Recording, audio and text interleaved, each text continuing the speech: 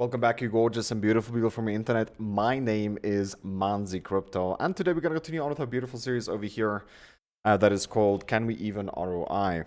Now, there is so many things on a list that I really need to achieve before I could really start focusing a lot on this island bro right here.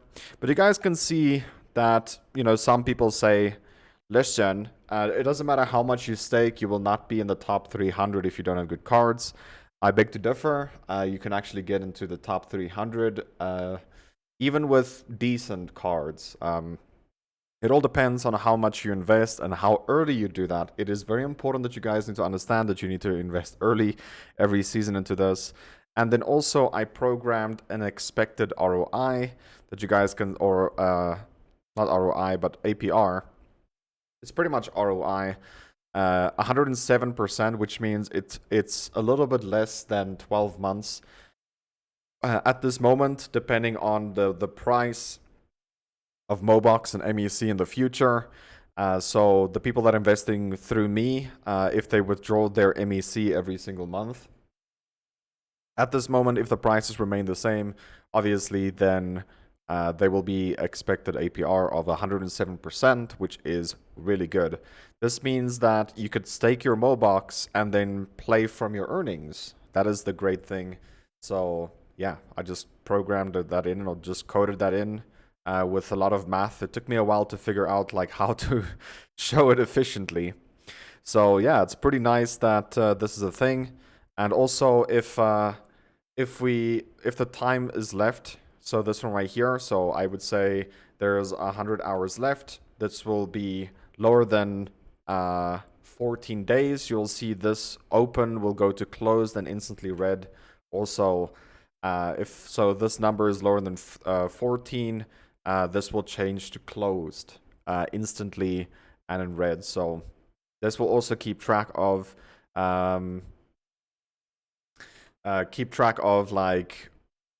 whether we're open or closed. This is just to keep people safe.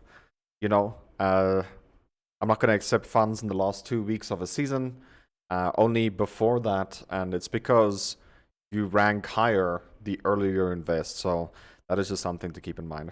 Anyway, what is up for today? Well, if you guys look over here, we have 1,200 mech and 376 MOBOX. I know that's a lot of MOBOX, but the new season is going to start in 2 days or something in Moland Defense, and I still need to somehow get 3,000 MOBOX spent into that, 3,000 more MOBOX. So I'm doing stuff right now to get as much MEC as possible, because the more MEC we get, the faster we can actually get into leveling up our cards and also leveling up our Momo. I showed you guys this yesterday, that the Momo that I want to get up is because, I will show you guys now, but I need this card to be maxed out, right? We need it to be maxed out and also level 19 as soon as possible. And the reason being is because it's pretty cheap to get it there.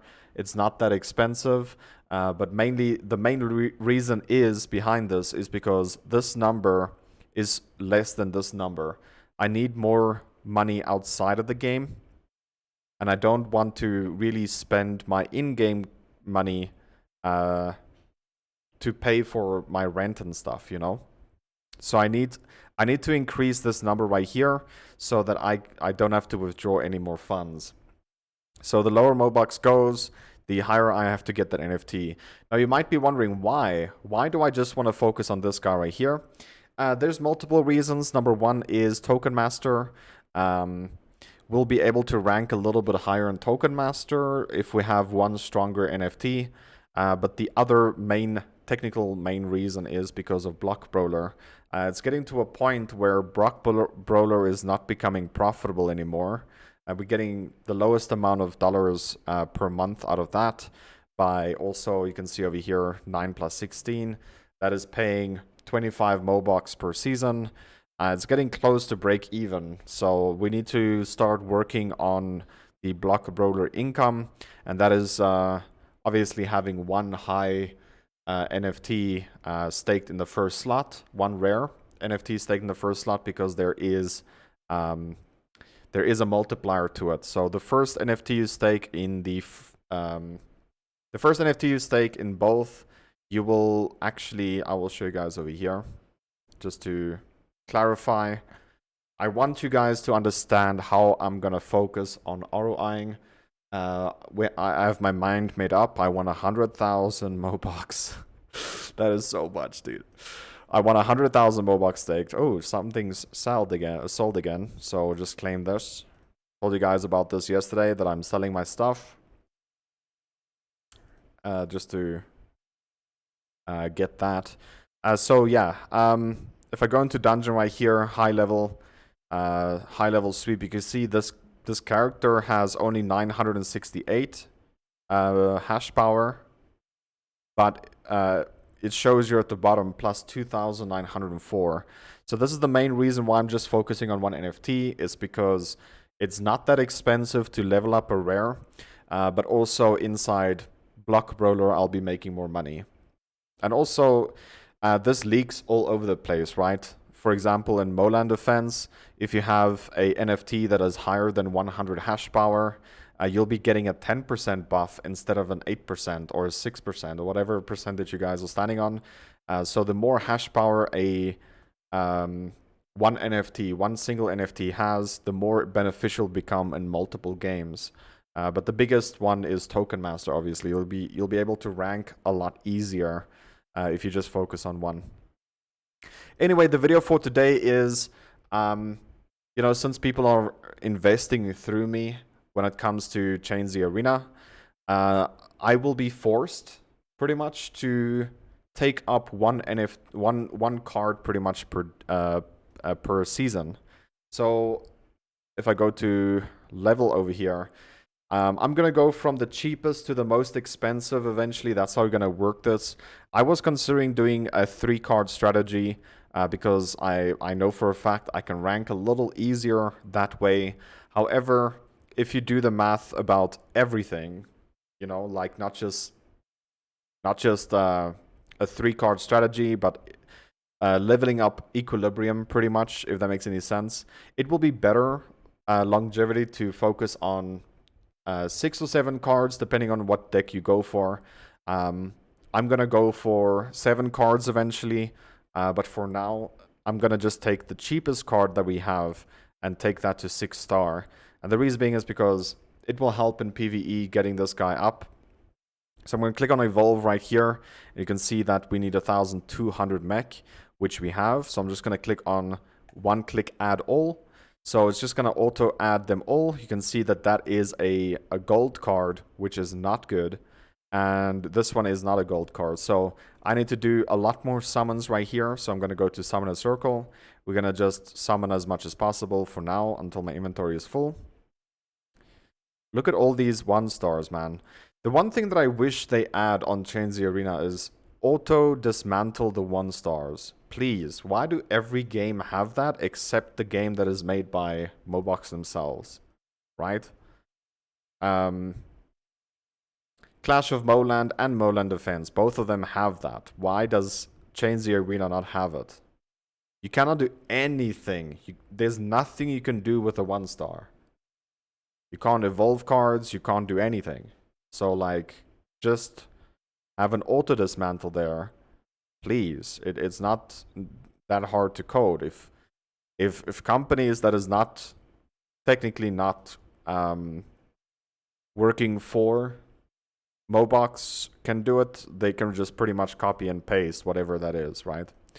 So insufficient bag space. So right now I'm gonna just click on Altar right here, one-click add, so we can dismantle all the 1-stars because they don't know how to code that in.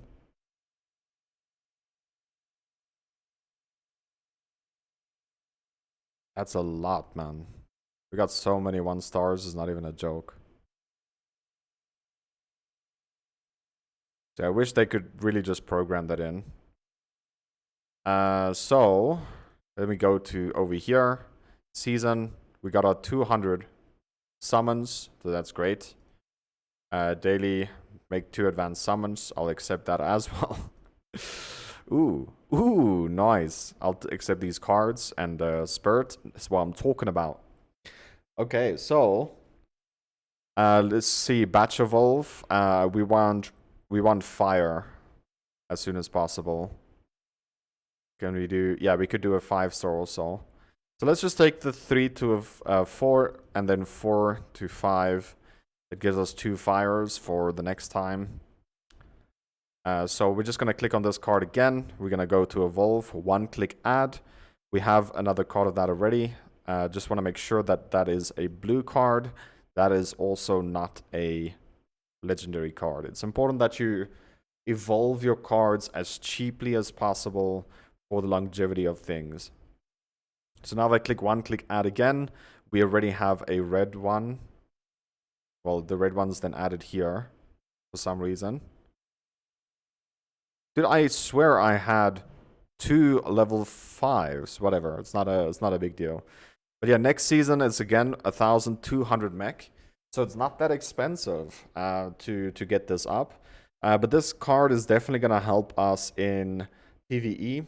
The reason being is because I lacked way too much cleanses, and this card is one of the best cleanses in the game. So this right here is pretty good. I mean, at the end of each round, heals 90% of attack for the hero with the lowest HP and remove all negative buffs. That is so nice. That is a nice cleanse right there. It's not a great heal, but it's a pretty big cleanse on a single target. So I'm not going to go through my whole strategy with how this card is actually more efficient. But just let you guys know that this is in the works. I just want to see over here if I click Evolve, it's then a 1,006. So I'm pretty sure this card also, like if I want to evolve this card, it's going to be 3,000. Then it's going to be 3,000 again to get it to 7-star. And then it will be like 4.5 maybe, or something like that. 4,000, 4.5, I don't know. If you guys have a shadow, legendary shadow or light card that is a 6-star or 7-star, please let me know how much it is, how much mech it is to take it to 8-star. Because I think the best thing for us to do is to get all our cards 8-star first before starting to taking up the most required cards up after that. Anyway guys, hopefully this video was informative. Hopefully you guys did enjoy this. This is just another episode of how to ROI. Eventually, we want to get as much funds into this as possible, but just from my sake, only this will count. 100,000, that is so far away still, and there's so much that I have to do. But yeah, 1 card is all I want to evolve per season for the account that will help investors as well rank a little bit higher. Even if it's just a 5-10% buff, it doesn't really matter. Every little bit's gonna add up. That's the thing you guys need to understand. And then also, from now on forward until this season ends for Change the Arena, all mech will go towards my NFT that I showed you guys earlier. This NFT right here. The reason being is because I still need more funds outside of the games. And if you look over here, we are still making 10,000 mech. That is excluding the rankings. We are still making almost 11k mech per season. Or per month, sorry. Not per season. Per month. So if we do a little bit of calculations, including our rankings and other games and stuff like that, it shouldn't be too hard to get this character to the max within 1 month. And if we do that, then the next goal needs to be level 19.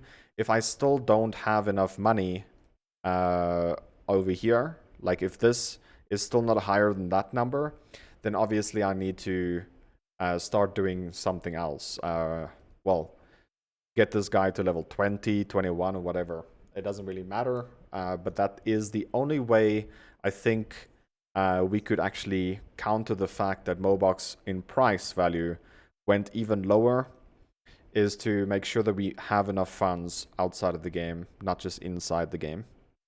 Hopefully you found this video useful on how I am going to work my way towards ROI.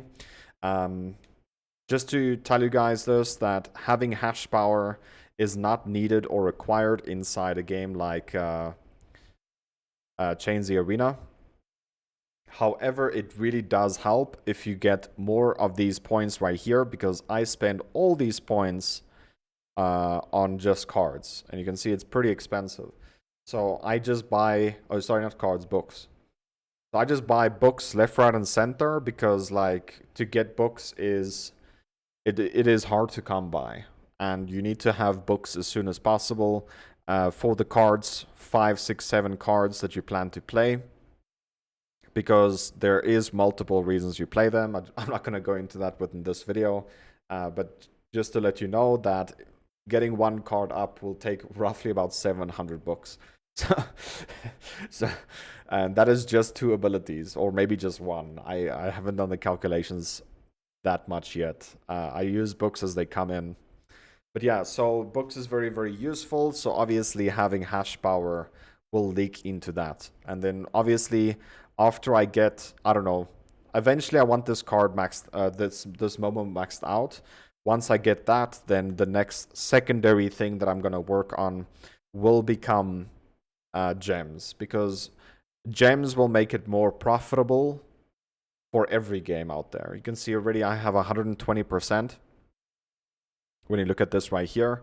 So if I click on Momos, and for on this Momo, for example, you can see that it increased by 5%, 5%, 10%, 10%. So you eventually want at least 5 Momos. I think you can only have 5. The first 5, there we go. The first 5 gems on the highest level from high to low. So you want 5 Momos eventually. What I'm going to push for 5 Momos to have level 2 gems. Because it is going to be very, very juicy when it comes to rewards. That is, if I take out my calculator right here, it's 5 times 4, because it's 4 gems, right?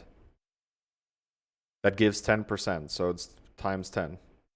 So it's 200%, where right now I'm getting 120%. So we can still get a lot more with that. But also in Moland Defense, it gives more accuracy, damage, crit rating. So yeah, having gems is just gonna be all around good for even Block Brawler. Maybe to potentially try and rank each season, because I'm not getting ranked there at all. So maybe having 5 level 2 gems could eventually do that for all games, that we actually rank a lot easier, if that makes sense. It doesn't really help much in Token Master unless you pay for the books to level up the abilities. But if you play it completely free like I am, then yeah, it's not gonna help much. You might get a level 4 ability, but it's not gonna be that different, you know? So yeah, I would argue the only game where gems won't help as much is Token Master. But it does if you will spend MOBOX. Anyway guys, hopefully you found this video useful. If you did, leave a like, subscribe if you're new, and I'll see you guys in the very next video. Love you guys, take care. And as always, remember to twist some nips. Let's see what we can do on this series.